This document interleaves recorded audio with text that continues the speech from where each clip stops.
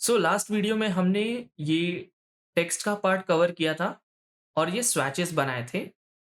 तो जब भी आप इस स्वैचेस पे क्लिक करेंगे आपको ये एनिमेशन मिलेगा और ये जो हमारा स्वैचेस है इसका साइज वाइज भी चेंज हो रहा है। जैसे आप हवर करते हैं या जो सिलेक्टेड आइटम है उसका साइज इंक्रीज होता है। सो इस पार्ट में हम इस 3D पे फोकस करेंगे 3D का कंटेंट बनाने के लिए और इस पीछे का जो डिव है ये बनाएँगे। लास्ट लास्ट टाइम हमने इसलिए इसको नहीं कवर किया था क्योंकि ये सेम फंक्शन में कॉल होता है जब भी इसको अप्लाई कर रहे हैं, इसलिए लास्ट पार्ट में हमने इसको नहीं बनाया था। और अगर आपने फर्स्ट पार्ट नहीं देखा है तो मैं रिकमेंड करूँगा ज़रूर देखो क्योंकि ये जो स्वैचेस हैं मैंने उसी पार्ट में कवर किया है और इसके बिना ये सब अप्लाई करना पॉसिबल नहीं है। सो आप फर्स्ट पार्ट पहले देखो और फिर उसके बाद इसको देख सकते हैं। सो हम देखते हैं कि अब हम इसको कैसे बना सकते हैं।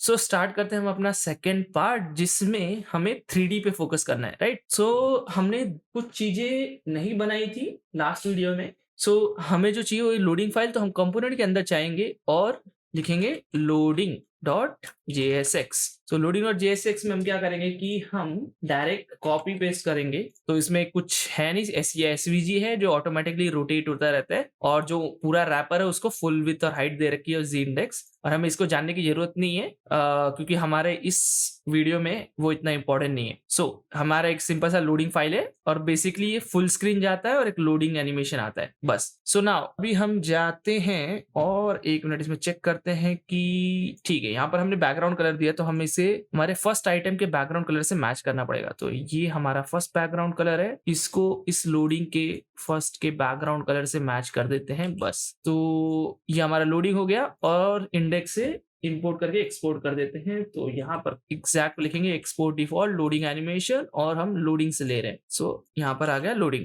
और ये हमारा लोडिंग का हो गया। अब हम जाते हैं जो जिसपे हम मेन फोकस करेंगे वो हमारा है कैनवस। और कैनवस में जाके कैनवस में जाके सबसे पहले हमें क्या चाहिए 3JS, क्योंकि हम 3JS यूज कर रहे हैं। तो हमारी package.json फाइल में 3JS है क्या चेक कर लेते हैं। हमें कहीं तो 3JS दिख नहीं रहा। क्या करेंगे, हम यहाँ पर जाएंगे और लिखेंगे npm install 3 और इसको इंस्टॉल होने देंगे। अब ये इंस्टॉल हो गया है तो ऑब्वियसली हमारे इसमें आ गया रहेगा यहाँ पर, जो कि लेटेस्ट अभी 147 चल रहा है।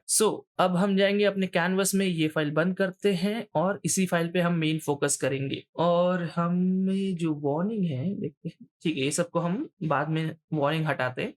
अभी हम क्या करेंगे, सबसे पहले 3JS इंपोर्ट करेंगे। तो हम 3JS के सारी चीजें इंपोर्ट करेंगे, इसलिए हम लिखेंगे import star as a 3 from 3। फिर जो हमें चाहिए, हमें काफी चीजें चाहिए, तो हमें चाहिए ऑर्बिट कंट्रोल। तो ऑर्बिट कंट्रोल क्या होता है कि जब हम अपने मॉडल पे क्लिक करके मूव कर रहे थे ताकि उसको रोटेट कर रहे थे, उसको रोटेट करने के लिए जो चीज होती है वो है ऑर्बिट कंट्रोल। तो हम ऑर्बिट कंट्रोल कैसे ऐड करते हैं, वो एक्सपोर्ट हुआ है इस लोकेशन से 3 से एग्जाम्पल JSM कंट्रोल और ऑर्बिट कंट्रोल। और आप बोल रहे हैं कि यार ये एड्रेस कैसे पता चला, तो आप यूज करते रहेंगे तो आपको आइडिया रहेगा कि वो चीजें कहाँ से होती है। मोस्टली सारी चीजें JSM के अंदर ही है। ये स्टार्टिंग का मोस्टली कॉमन रहता है, बाकी आप उसके डिपेंड करता है कौन से फोल्डर में है। हमें जो फर्स्ट चीज थी वो ऑर्बिट कंट्रोल है। सेकेंड चीज है हमें GLTF लोडर चाहिए, क्योंकि हमारी जो फाइल है हम GLB करने वाले हैं तो हम GLTF लोडर यूज करेंगे। फिर हम क्या करेंगे कि हमें HDR मैप डालना है, राइट, क्योंकि हम कस्टम लाइटिंग यूज नहीं कर रहे, लाइक डायरेक्शनल लाइट नहीं बना रहे या पॉइंट लाइट नहीं बना रहे, हम डायरेक्ट HDR मैप यूज करके लाइटिंग कर रहे हैं। तो हमें RGB लोडर यूज करना है। और क्योंकि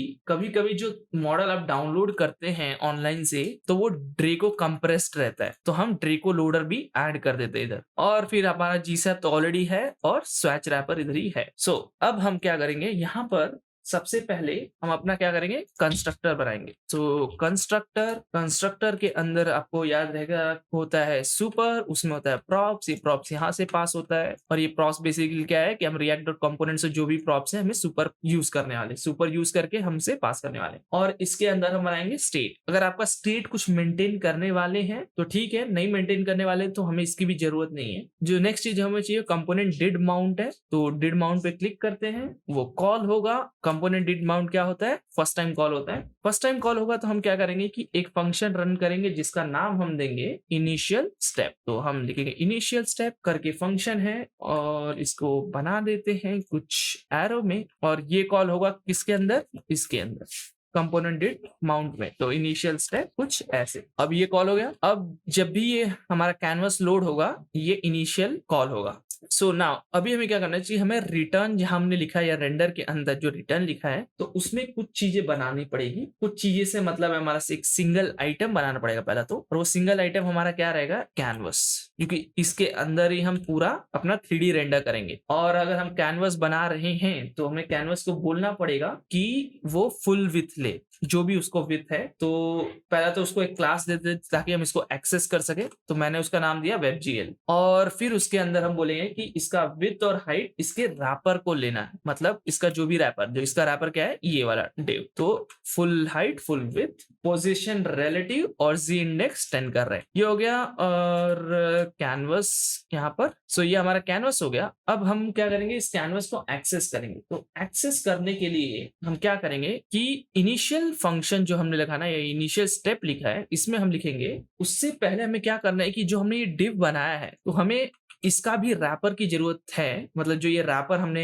कैनवस के लिए जो रैपर बनाया है, हमें इसका भी पूरा वैल्यू चाहिए, ताकि जब भी हम विंडो का साइज इंक्रीज डिक्रीज करें उसके वैल्यू पे हम कैनवस अपडेट कर सके। सो हम क्या करेंगे कि यहाँ पर एक आईडी कंटेनर करके यहाँ पर पास कर देते हैं। तो हमने आईडी कंटेनर करके यहाँ पर पास किया है। ऑब्वियसली विजुअली कुछ नहीं हुआ है क्योंकि हमने ऐसा कुछ किया नहीं विजुअली। सो हमें पहला सबसे पहले कंटेनर को कॉल करते हैं, तो आपको पता है। तो हम लिखेंगे पहला दिस डॉट कंटेनर। मैं हमेशा दिस डॉट कंटेनर दिस से स्टार्ट कर, ताकि मैं पूरे पेज में कहीं भी एक्सेस कर सकूं। तो this dot container equals to document dot get element by ID. ID का नाम क्या दिया था, कंटेनर, तो हमें कंटेनर मिल गया।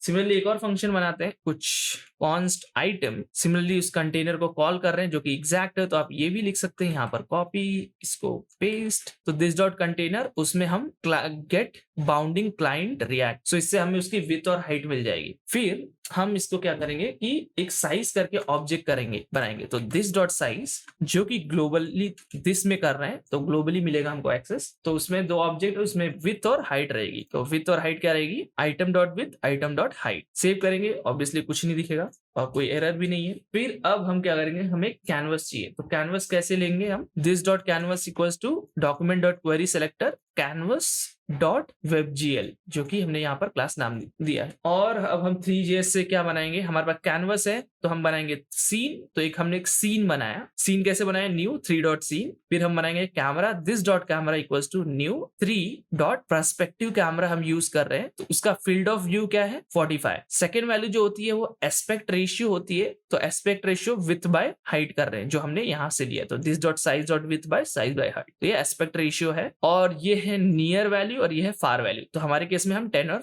500 रख रहे हैं। और कैमरा पोजीशन को कैमरा पोजीशन सेट करना है, तो हम क्या लिखेंगे, this dot camera dot position dot set X value, Y value और जी वैल्यू। ये सब मैंने प्री कैलकुलेट किए मॉडल के हिसाब से, तो आपके मॉडल के हिसाब से खुद कैलकुलेट कर सकते हैं। तो कैमरा ऐड हो गया। अब कैमरा हमने बना दिया, लेकिन सीन को तो पता ही नहीं ना कि कैमरा हमने बनाया है, तो सीन को हमको ऐड करना पड़ेगा। तो हम बोलेंगे कि scene dot add this dot scene dot add this dot camera. तो हमारे सीन के अंदर अब कैमरा ऐड हो गया। सिमिलरली अब हम क्या बनाएंगे कि एक लोडिंग मैनेजर बनाएंगे, जिससे पता चलेगा कि हमारा मॉडल कितना लोड हुआ है। तो this dot manager equals to new loading manager, और लोडिंग मैनेजर के ऊपर ऑन प्रोग्रेस करके फंक्शन है। तो मैं पूरा कॉपी पेस्ट कर रहा हूँ, फिर एक्सप्लेन करता हूँ क्या है। और अभी के लिए ये फंक्शन है नहीं, तो यहाँ पर हम करेंगे लॉग लोडेड। सो ये क्या करता है, ऑन प्रोग्रेस पे 3 वैल्यू होती है, URL, आइटम लोडेड और टोटल आइटम। तो हम क्या कर रहे हैं कि हम उसे परसेंटेज निकाल रहे हैं, कितना आइटम लोडेड हुआ टोटल आइटम में से। तो वैल्यू देगा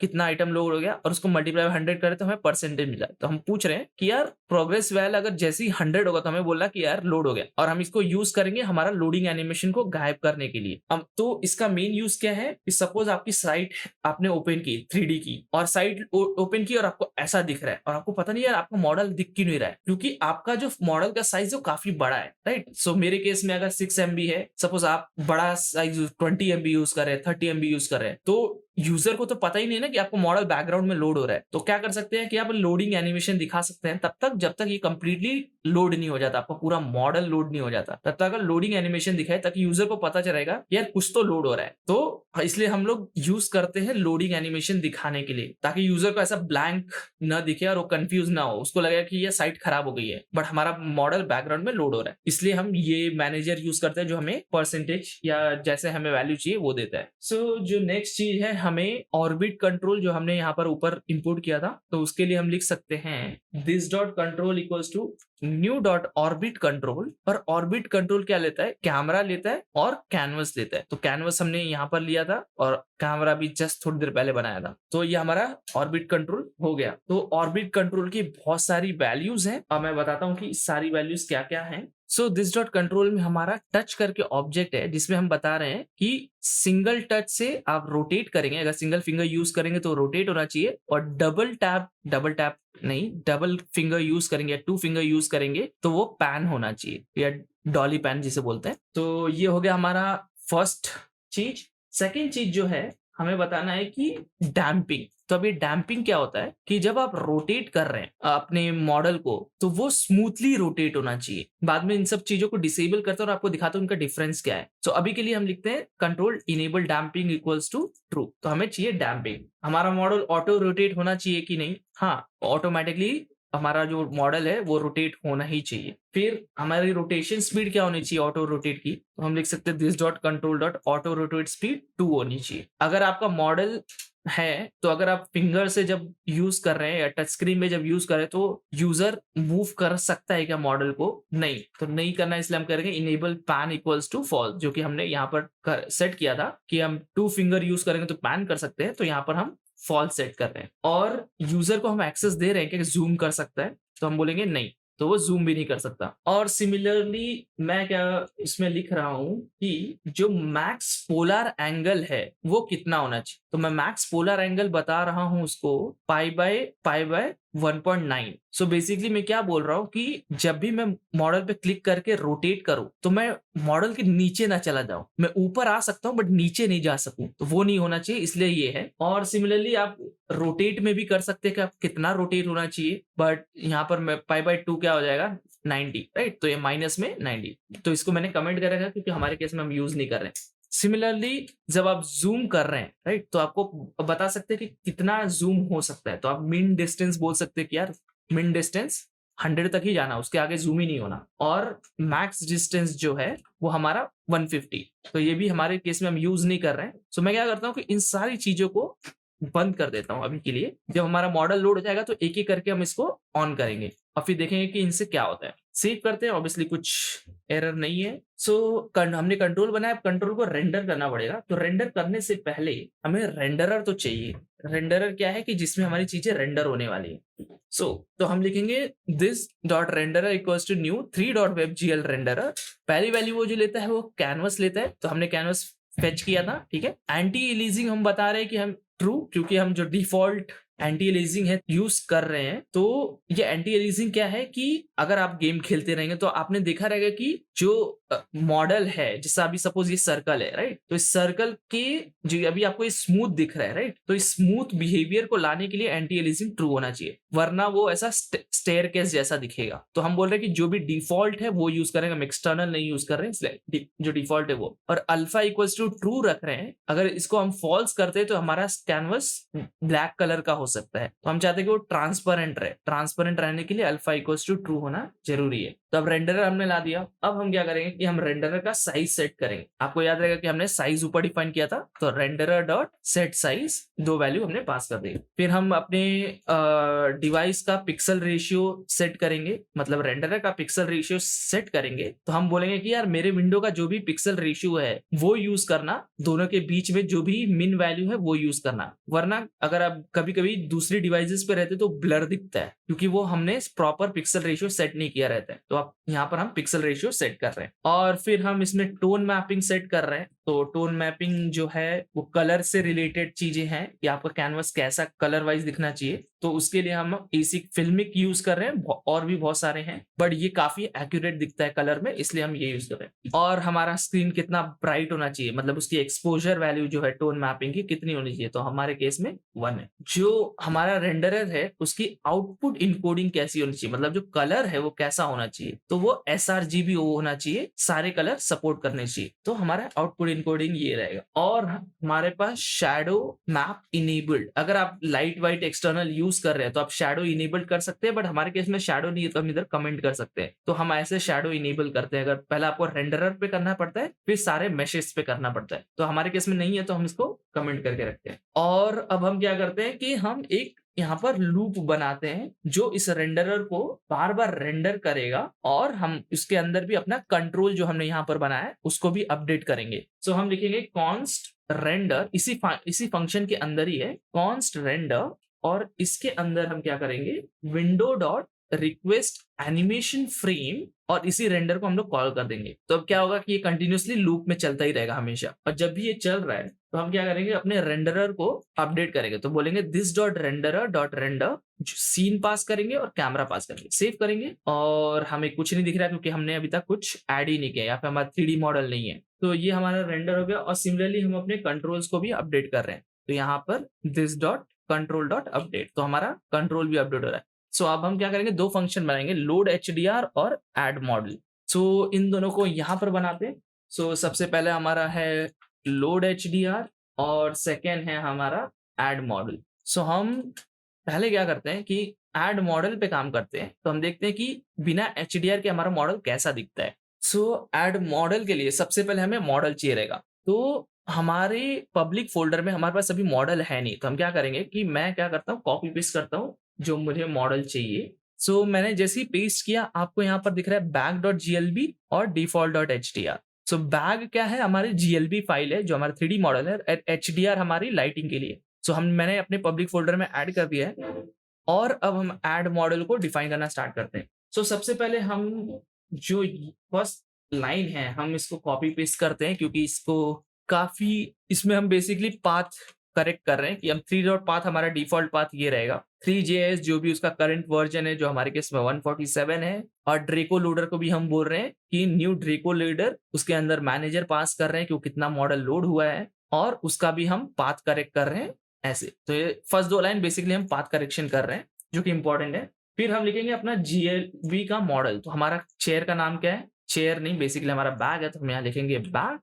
सो बैग इक्वल्स टू bag.glb। और अब हम क्या करेंगे, हमारा GLTF लोडर, आपको याद रहेगा कि हमने GLTF लोडर यहाँ पर इंपोर्ट किया है, तो अब उसको यूज करते हैं। तो कहाँ गया हमारा फंक्शन, यहाँ पर हम लिखेंगे const GLTF loader equals to new GLTF loader this dot manager. तो दिस डॉट मैनेजर जब हम यहाँ पर पास करते हैं तो मैनेजर को पता चलता है कि कितना मॉडल लोड हो चुका है, और हम उसका एक एक्सटेंशन ऐड कर रहे हैं जो कि एक ड्रेको करके कंप्रेस है, गूगल ने बनाया था, तो हम ये यूज कर रहे हैं, ड्रेको कंप्रेस टाइप के मॉडल भी यूज करने सके इसलिए। अब ये तो हो गया, GLTF लोडर रेडी है, हमारा बैग का नाम रेडी है, अब हमें मॉडल लोड करना है। तो सिंपल क्या करेंगे, GLTF लोडर डॉट लोड, तो ऑब्वियसली हमारी फर्स्ट वैल्यू क्या होगी बैग, और सेकेंड वैल्यू ऑब्वियसली हमारा रहेगी वो फाइल, तो हमें मिलती है GLTF करके, या कुछ भी ऑब्जेक्ट का नाम लिख सकते हैं, मैं GLTF लिख रहा हूँ, और जो भी हमें GLTF मिलेगा हम उसको सीन में ऐड कर देंगे। तो हम क्या करेंगे,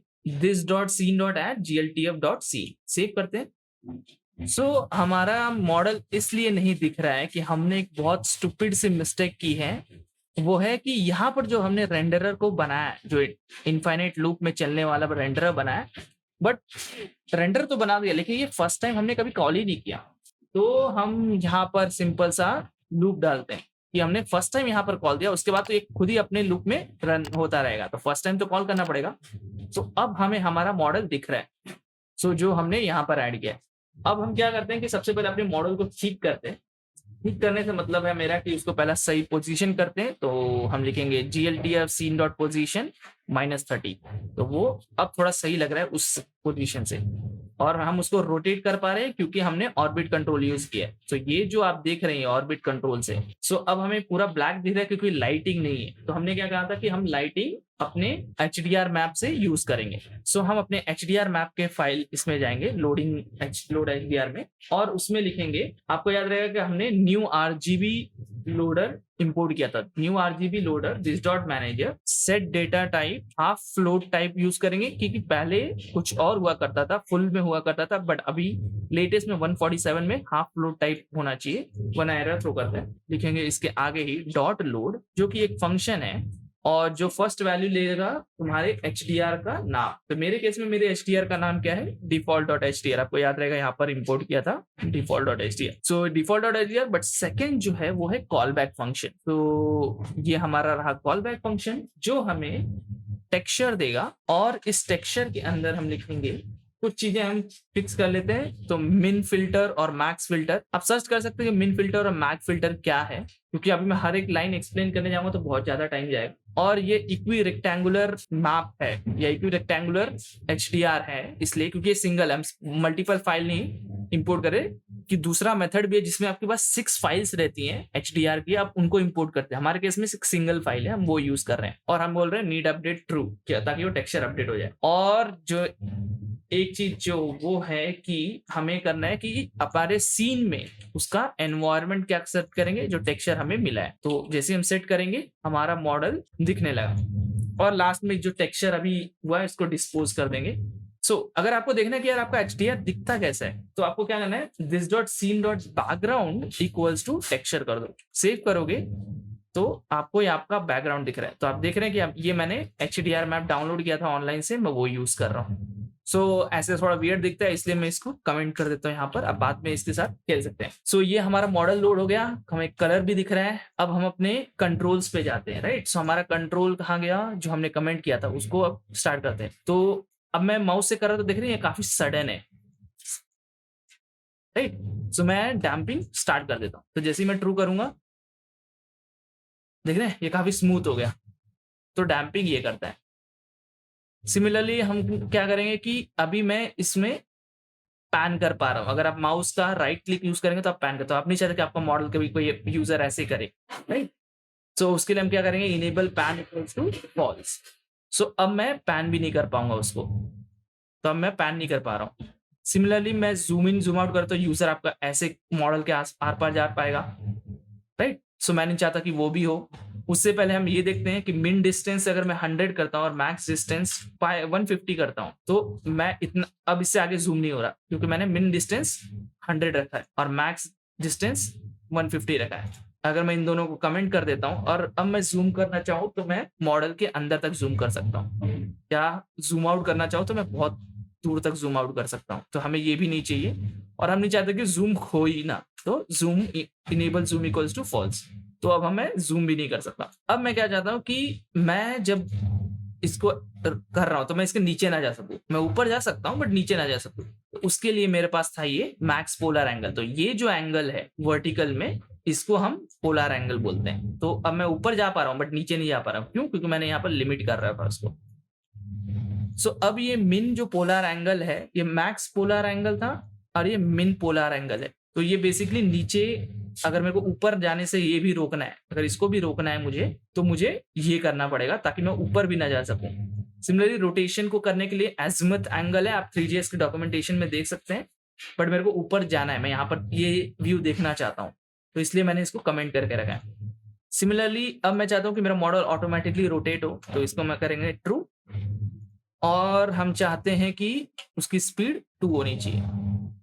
तो ये हमारा रोटेट हो रहा है और 2 है। और अब हम इस पे क्लिक करेंगे तो बैकग्राउंड चेंज हो रहा है बट टेक्सचर चेंज नहीं हो रहा है। तो अब हम इसको हैंडल करते हैं कि हम ये कैसे करेंगे। उससे पहले हमें एक और चीज थी कि हमने रिसाइज नहीं बनाया यहाँ पर, ठीक। इसके नीचे हम बनाएंगे रिसाइज करके एक फंक्शन है, और इसमें हम लिखेंगे कि जो हमने ऊपर कंटेनर कॉल किया था उसमें से हम उसका विड्थ और हाइट निकालेंगे, क्योंकि जब भी हम इसको जो इसका विंडो है हम इसको इंक्रीज डिक्रीज करेंगे तो हमें वो जो कंटेनर है उसकी विड्थ और हाइट यहाँ पर मिलेगी। उससे हम 2 चीजें करेंगे, रेंडरर को अपडेट करेंगे और अपने कैमरा को अपडेट करेंगे। तो रेंडरर अपडेट कर रहे हैं, कैमरा का एस्पेक्ट रेशियो अपडेट कर रहे हैं और कैमरा को यहाँ पर इसको कॉल कर रहे हैं, वरना कैमरा अपडेट नहीं होगा। सेव करते हैं, बट रिसाइज तो कॉल हो गया, लेकिन इसको यूज भी तो करना पड़ेगा। तो हम इसको एक इवेंट लिसनर में ऐड कर देते हैं। तो window dot add event listener resize, तो दिस डॉट रीसाइज सेव करते हैं। और जब मैं इसको, तो आप देख रहे हैं कि अगर मैं इसको इंक्रीज डिक्रीज कर रहा हूं तो भी इससे कुछ हो नहीं रहा है, बट इसी को मैं बंद कर देता हूं और अब मैं ट्राई करता हूं, तो आप देख रहे हैं कि ये सेंटर में नहीं है। अगर मैं फुल में जा रहा तो आपको ऐसा दिख रहा है, बट इसी को मैं इंक्रीज कर दूं और मैं इसको करूं तो ये देखिए अपने आप वो कैनवस एडजस्ट हो रहा है। तो रिसाइज इसलिए यूज होता है। सो ये हो गया हमारा सब कुछ। कुछ चीजें मैं बता देता हूँ। अगर आपको शैडो चाहिए तो ऑब्वियसली यहाँ पर शैडो इनेबल करना पड़ेगा, बट आपको अपने मॉडल के अंदर भी इनेबल करना पड़ेगा। तो मॉडल के अंदर कैसे इनेबल करें, उसके लिए आपको क्या करना है कि यहाँ पर मॉडल को ट्रैवर्स करना है। तो आपको लिखना पड़ेगा scene.gltf.scene.traverse। हर एक चाइल्ड को हम क्या करेंगे, ट्रैवर्स कर, इस सीन के ऑब्जेक्ट को ट्रैवर्स करेंगे तो हमें हर एक चाइल्ड मिलेगा। हम उस चाइल्ड में पूछेंगे कि वो मैश है क्या। अगर वो मैश है, मतलब 3 इंस्टेंस ऑफ मैश है, तो कैश शैडो और रिसीव शैडो ट्रू करेंगे और उसके मटेरियल को अपडेट करेंगे। तब आपको वो, अगर आप लाइट ऐड करेंगे तो आपको शैडो दिखेगा। बट हमारे केस में ऐसा कुछ है नहीं, तो हम इसको कमेंट कर देते हैं, आप बाद में इसको यूज कर सकते हैं। फिर अब हम अपने स्वैच के साथ यूज करते हैं। तो स्वैच के साथ कैसे यूज कर सकते, तो अगर आपने रिएक्ट यूज किया तो आपको पता है कि जैसे कंपोनेंट डिड माउंट है, वैसे ही कंपोनेंट डिड अपडेट भी है। तो कंपोनेंट डिड अपडेट में 2 ऑब्जेक्ट होते हैं जो नॉर्मली हम यूज करते हैं, वो है प्रीवियस प्रॉप्स और प्रीवियस स्टेट। और प्रॉप्स से आपको याद रहेगा कि हमने प्रॉप्स में क्या पास किया है, एक्टिव डेटा, राइट। सो हम चेक कर सकते हैं कि यार प्रीवियस प्रॉप्स, पहले तो हम लोग एक्टिव डेट, जो करंट एक्टिव डेटा वो ले लेते हैं, कैसे, दिस डॉट प्रॉप्स। अब हम चेक कर सकते हैं कि अगर previous props dot active data is not equals to this active data, मतलब जो डेटा अभी आया है और पिछला जो ऑलरेडी आया था, अगर दोनों अलग अलग है, इसका मतलब हमने स्वैच पे क्लिक किया है, मतलब इसका मतलब हमें अब टेक्सचर अप्लाई करना है। तो हम लिखेंगे जैसा मैंने बोला, if previous dot active data is not equals to active data, तो हम क्या करेंगे, this dot apply material करके हम फंक्शन बनाएंगे और उसमें एक्टिव डेटा पास कर देंगे। अब ये हमने फंक्शन यहाँ पर कॉल किया है, बट अभी तक बनाया नहीं है, तो हम उसको बनाएंगे। तो हम जाते हैं नीचे एकदम, कहाँ गया, यहाँ पर, और यहाँ पर लिखते हैं कि इसको एक एरो फंक्शन में कन्वर्ट करते हैं, और हमने वहां पर एक्टिव डेटा पास किया तो उसको हम यहाँ पर डेटा की तरह लेते हैं। और अब हमें क्या करना है कि आपको डेटा तो आ रहा है, लेकिन हमको पता ही नहीं कि अप्लाई क्या करना है, राइट। सो आपको याद रहेगा कि हमने डेटा कभी कंप्लीट बनाया नहीं था, राइट। सो हम जाएंगे अपने डेटा फाइल में और हम इसको पहला कंप्लीट करेंगे। सो इसको हम कैसे कंप्लीट करेंगे, इसके अंदर एक और ऑब्जेक्ट है जिसका नाम है आइटम लिस्ट, वो एक ऑब्जेक्ट है। फिर उसके अंदर हमारे मेश का नाम, मतलब अगर ये बैग है तो मैंने इस मॉडल को ब्लेंडर में बैग करके नाम दिया है, तो मैं लिखूंगा बैग, फिर वो एक ऑब्जेक्ट है और उस पे हम क्या कलर अप्लाई कर रहे हैं, तो ये हो गया कलर। सिमिलरली ये जो स्ट्रैप है, तो मैंने अगेन 3D सॉफ्टवेयर में इसका नाम स्ट्रैप दिया है, तो आइटम लिस्ट के अंदर ही स्ट्रैप कर देंगे और उसको क्या कलर अप्लाई कर रहे हैं। सिमिलरली थर्ड चीज है जो ये मेटल है, इस मेटल को मैंने कौन सा कलर दिया है, उसका नाम मैंने मेटल दिया है और कौन सा कलर मुझे अप्लाई करना है, तो हमारी आइटम लिस्ट कुछ ऐसी दिखेगी। सिमिलरली सेकंड में भी वैसा ही है। तो इन दोनों के केस में मैं क्या करता हूं कि, और मैंने यहाँ पर मिस्टेक की है गलत डेटा कॉपी पेस्ट करने से करके, तो मैं रिप्लेस कर देता हूँ। यहाँ पर गोल्डन कलर था ना, यहाँ पर गोल्डन है, फर्स्ट वाले में गोल्ड कलर का ये है, तो और ये सारे कलर है। सिमिलरली सेकंड का मैं कॉपी पेस्ट करता हूँ, तो सेकंड का आइटम लिस्ट कुछ ऐसी दिखती है, और सिमिलरली थर्ड की आइटम लिस्ट कुछ ऐसी दिखती है। सेव करते हैं, तो डेटा हमारा रेडी हो गया, कुछ एरर नहीं है अभी तक, और हमें अब डेटा जो मिलेगा वो राइट डेटा मिलेगा।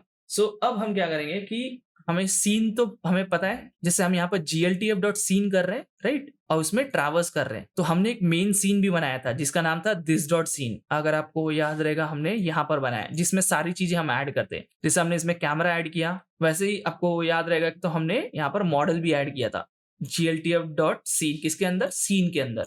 तो अब हम क्या करेंगे, पूरे सीन को ट्रैवर्स करेंगे और उसको मैच करेंगे अपने डेटा के आइटम से। सो हम इसमें करेंगे this dot scene dot traverse, वो एक एलिमेंट देगा। तो एलिमेंट में आप कुछ भी यूज कर सकते हैं, मैं एलिमेंट कीवर्ड यूज कर रहा हूं और मैं चेक कर रहा हूं कि इफ एलिमेंट जो है वो मैश है क्या। अगर एलिमेंट मैश है तो अब हम इसको क्या करेंगे कि अपने जो डेटा है, ये जो डेटा आ रहा है जो कि कुछ ये लिस्ट टाइप का जो डेटा आएगा अपने पास, मतलब हमारे पास पूरा डेटा आएगा तो हम उसमें सिर्फ आइटम लिस्ट लेंगे।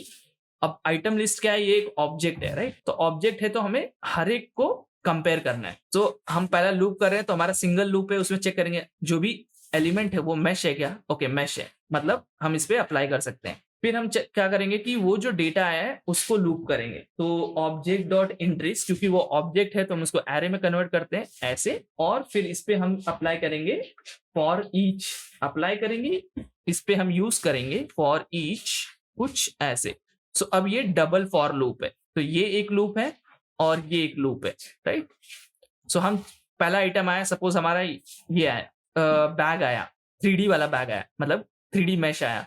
तो हम चेक करेंगे कि 3D मैश का जो नाम है वो इस डेटा का जब मैश है उसके नाम से मैच करता है कि नहीं। फर्स्ट आइटम से मैच कर रहा है क्या, ओके मैच कर रहा है तो मतलब ये कलर अप्लाई कर देंगे।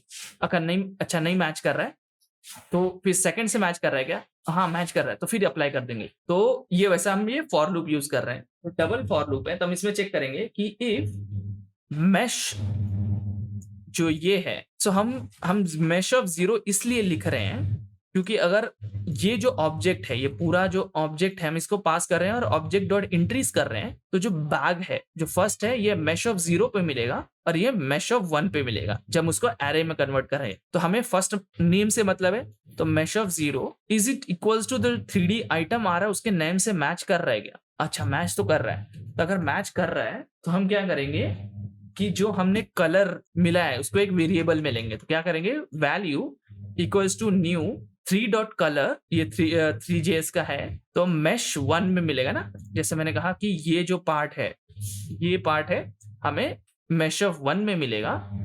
कलर करके ऑब्जेक्ट के को कन्वर्ट करेंगे sRGB टू लीनियर ताकि वो करेक्ट कलर स्पेस मिले हमें, और उसको इसमें स्टोर करेंगे। तो ये बेसिकली RGB वैल्यू में हमें मिलेगा। अब ये मिल गया, अब इस वैल्यू को यूज करना है तो हमें चाहिए स्मूथ एनिमेशन। तो हम क्या करेंगे, gsap डॉट टू, फर्स्ट क्या चाहिए हमें, मॉडल का कलर बदलना है ना। तो हमारे केस में मॉडल क्या है, सिंगल मैश क्या है, element, element dot material dot colour comma, तो हमें RGB वैल्यू मिल रही है, वैल्यू के अंदर RGB करके है तो R equals to value dot R, G equals to value dot G, B equals to value dot B। Animation हमारा हमेशा की तरह पावर 3 इन आउट और ड्यूरेशन 0.8। ये होने के बाद एक जो इंपॉर्टेंट चीज है, हमें मटेरियल को अपडेट करना है, तो need update equals to true.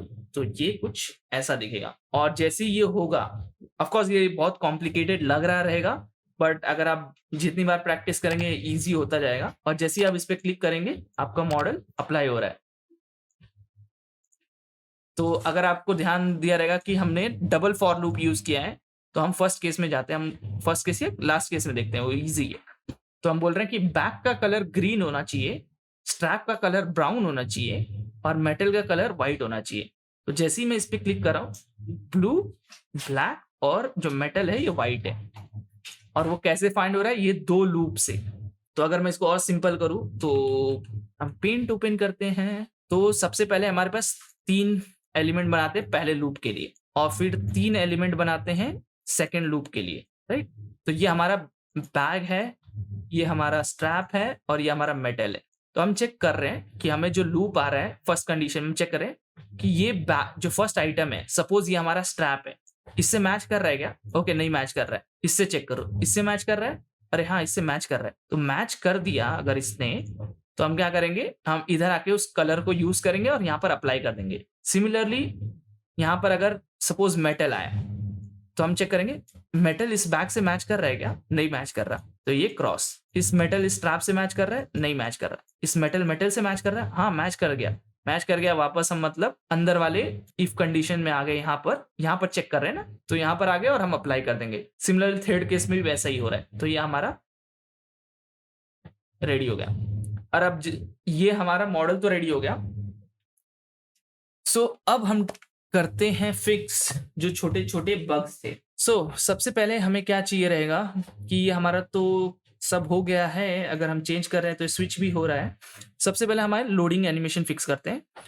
हम जाएँगे अपने index.jsx में और यहाँ पर सबसे पहले हम अपना लोडिंग इम्पोर्ट करेंगे।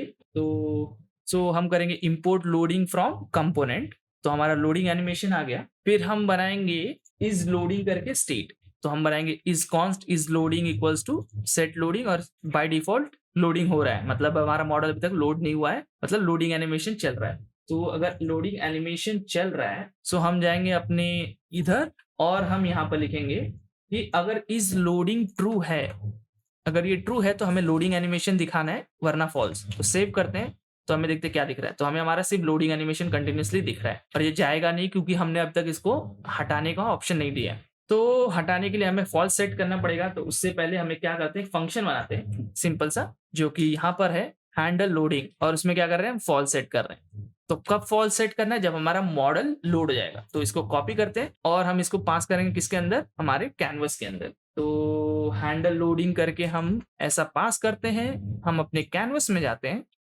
इनिशियल सेटअप में मैं यहाँ पर रखूंगा कॉन्स्ट हैंडल लोडिंग करके दिस डॉट प्रॉप्स में मैं यहाँ पर डीस्ट्रक्चर कर रहा हूँ और इसको मैं कॉल करूंगा, आपको याद रहेगा, मैनेजर में, राइट। जब भी वो 100% हो जाएगा तो हम इसको कॉल कर देंगे इसके नीचे। ऑफ कोर्स आप ये लॉग की हमें जरूरत नहीं है, तो इसको निकाल देते हैं और सेव करते हैं। और जैसे ही रिफ्रेश करेंगे तो पहले हमें लोडिंग एनिमेशन दिखेगा और जैसे ही वो कंप्लीट हो जाएगा मॉडल लोड, तो हमें वो लोडिंग एनिमेशन चला जाएगा।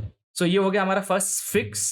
सेकंड जो फिक्स जो मैंने बग दिखाया था लास्ट वीडियो के एंड में, कि सपोज मैं इस पे क्लिक कर रहा हूँ, एनिमेशन रन हो रहा है, तब तक मैं अगर इस पे क्लिक कर दूंगा तो इशू हो रहा है, राइट। इस पे क्लिक किया, जैसे ही मैंने इस पे क्लिक किया, देखिए यहाँ पर हमारा टेक्स्ट अटक गया। तो हम नहीं चाहते कि जब ये इसका एनिमेशन रन हो रहा हो तो हम वापस क्लिक कर सके। उसको फिक्स करने के लिए वापस हम अपने index.js में जाएंगे और एक और स्टेट बनाएंगे। लिखेंगे const condition set condition false, और इस कंडीशन को हम क्या करेंगे, अपने कैनवस के अंदर भी पास करेंगे ताकि हम अपने स्वैच के अंदर पास कर सकें, और जो कंडीशन है इसको कंटेंट में भी पास करेंगे ताकि हमें पता चल जाए कि जब ये एनिमेशन कंप्लीट होगा तभी सेट स्टेट होना चाहिए। तो ये कहाँ पर हो रहा है, ये हमारे कंटेंट के अंदर। तो कंडीशन पास कर रहे हैं और सेट कंडीशन पास कर रहे हैं। अब हम क्या करेंगे कि कंटेंट में जाएंगे, सेव करते हैं, कंटेंट में जाते हैं और फिक्स करना स्टार्ट करते हैं। तो फिक्स कहाँ पर होगा, हमारे यूज इफेक्ट में, राइट, क्योंकि डेटा वहीं चेंज हो रहा है। तो जब तक एनिमेशन कंप्लीट नहीं हो जाता वो उसको सेट नहीं करना चाहिए। तो अब कैसे करेंगे कि हम लिखेंगे अगर कंडीशन ट्रू है, कंडीशन ट्रू है मतलब हमने मॉडल पे अभी हमने स्वैच पे क्लिक किया है ना, यानी डेटा जस्ट चेंज हुआ है। तो ट्रू रहेगा तो रिटर्न कर देना, वापस एनिमेशन नहीं आना चाहिए क्योंकि अभी एनिमेशन कंटिन्यू चल रहा है। फिर उसके बाद हम करेंगे set condition equals to true. Obviously ये दोनों चीजों को हमें डिस्ट्रक्चर करना है, तो हम डिस्ट्रक्चर कर लेते हैं। तो पहले अगर ट्रू है तो इस लूप में वापस मत आना, तो मतलब अगर फॉल्स है तो आगे बढ़ेगा ना, तो फिर आगे बढ़ा, उसने देखा अरे पहले ट्रू कर दिया तो नेक्स्ट टाइम नहीं आएगा जब तक ये कंप्लीट नहीं हो जाता। तो अब हमें कैसे पता चलेगा कि ये कंप्लीट हुआ कि नहीं, तो हम लास्ट वाले में लिखेंगे ऑन कंप्लीट। जैसे ये एनिमेशन कंप्लीट होता है इसको हम फॉल्स सेट कर देंगे। जैसे हम फॉल्स सेट करेंगे तो जब हम स्वैच पे क्लिक करेंगे वो अंदर आ पाएगा क्योंकि यहाँ पर वो कंडीशन मैच नहीं कर रहा। तो हम देखते हैं कि सपोज मैंने इस आइकन पे क्लिक किया, जैसे ही मैंने क्लिक किया तो ये आया, यहाँ पर देखा अरे ये तो फॉल्स है। अगर ये फॉल्स है तो ये नीचे जाएगा और उसने सेट कर दिया ट्रू।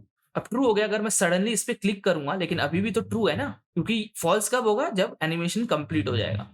तो अभी भी ट्रू है तो ये रिटर्न कर देगा, अंदर जाएगा ही नहीं। तो आप बार बार क्लिक नहीं कर पाएंगे इस पे, और ये जब तक एनिमेशन कंप्लीट नहीं हो जाता तब तक ये आगे नहीं बढ़ पाएगा। तो इसका लॉजिक कुछ ऐसा है। ये हो गया इसके अंदर। फिर हमें जाना है अपने कैनवस के अंदर, और हमारा रहा कैनवस, और उसके अंदर हम करेंगे टी स्ट्रक्चर यहाँ पर कंडीशन, और इस कंडीशन को हम स्वैच रैपर के अंदर पास कर देंगे कुछ ऐसे। स्वैच रैपर के अंदर पास कर दिया तो ऑब्वियसली आपको डी स्ट्रक्चर करना पड़ेगा ऊपर। तो डी स्ट्रक्चर करते हैं पहला फर्स्ट यहाँ पर, और बोलेंगे कि जब तक ये वैल्यू ट्रू है तब तक तुम वापस स्वैच किसी भी स्वैच पे क्लिक नहीं कर पाओगे। तो मतलब यहाँ पर इसीलिए मैंने बोला था कि हम इस फंक्शन को अलग से बना रहे हैं। आप यहाँ पर भी कॉल कर सकते थे, इसलिए मैंने अलग से बनाया। अगर ये ट्रू है तो आप वापस उस फंक्शन को क्लिक नहीं कर पाओगे। सेव करते हैं। सो हम इसको देखते हैं। जैसे ही मैं इस पे क्लिक करूँगा, सडनली इस पे क्लिक करूँगा तो ये इफेक्ट नहीं करेगा। देखा? क्योंकि वो एनिमेशन का वेट कर रहा है, अब मैं इस पे क्लिक कर पा रहा हूँ। सिमिलरली इस पे क्लिक करके मैं इस पे क्लिक करूँगा तो नहीं होगा, जैसे नहीं हो रहा, क्योंकि वो ब्राउन में सेलेक्ट हो जाना चाहिए था, नहीं हुआ क्योंकि हमने ये कंडीशन डाल रखी है और इससे हमारा ये जो यूआई है वो भी ब्रेक नहीं हो रहा। और एक और चीज़ जो हमने मिस कर दी है, वो है हमारा बैकग्राउंड का एक डिव। तो बैकग्राउंड डिव हमारा कैनवस के अंदर था। सो हम जाएँगे, यहाँ पर लिखेंगे डिव, क्लास नेम हमने हाइलाइट दिया है और इसको हम लिखेंगे कुछ ऐसा। तो इसमें काफ़ी चीज़ें हैं, तो हम इसका नाम हाइलाइट दे रहे हैं, विड्थ 2/5 दे रहे हैं, हाइट 1/2 दे रहे हैं। Background colour by default golden, क्योंकि फर्स्ट आइटम ही हमारा गोल्डन है, राइट? ये कलर मैच करना चाहिए। एब्सोल्यूट, और उसको हम स्पेसिफिक पोज़ीशन दे रहे हैं कि ज़ी इंडेक्स क्या होना चाहिए। हम यहाँ पर -z इसलिए दे रहे हैं क्योंकि हम चाहिए वो कैनवस के पीछे हो। कैनवस के ऊपर रहेगा तो मॉडल के ऊपर दिखेगा। ओपेसिटी हम उसको 0.50 दे रहे हैं। सेव करते हैं और देखते हैं कैसा दिखता है। तो हम आपको दिख रहा है यहाँ पर, और यहाँ पर हमने फुल बॉर्डर दिया है, बॉर्डर राइट में और बॉर्डर लेफ्ट में। और सिमिलरली मिडिल में कैसा, मतलब मिडिल रेंज के डिवाइस में कैसा दिखना चाहिए और लार्ज डिवाइस में कैसा दिखना चाहिए, मतलब किस पोजीशन पे दिखना चाहिए। तो अगर मैं इसकी ओपेसिटी हटा दूं सपोज, क्योंकि हमें यहाँ पर सेव करता हूँ तो हमें कुछ ऐसा दिखेगा। और अगर हम स्वैच क्लिक कर रहे हैं तो इसका कलर चेंज नहीं हो रहा, क्योंकि ये हमने ये जीसैप में अभी तक ऐड नहीं किया। तो आपको फंक्शन याद है, अप्लाई मटेरियल करके उसी के अंदर हम लोग एंड में लिख सकते हैं। अब एग्जैक्टली सेम है तो मैं सिर्फ कॉपी पेस्ट कर रहा हूँ। बाकी जैसे हाइलाइट में क्या होना चाहिए, डेटा डॉट बटन कलर से मैच कर रहे हैं हम हमेशा, और बाकी सब सेम। तो आपको वो दिख रहा है। और मैंने कहा था क्योंकि ये रिस्पॉन्सिव है, ऑब्वियसली हमने मोबाइल में तो बना ही दिया है, और आप डेस्कटॉप में जाएंगे तो आपका सब कुछ काम कर रहा रहेगा वैसे ही।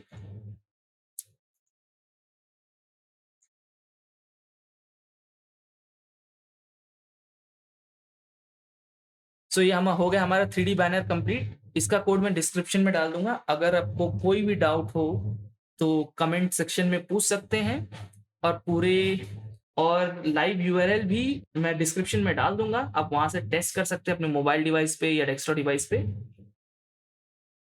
और कैसा लगा आप कमेंट बॉक्स में बताइए।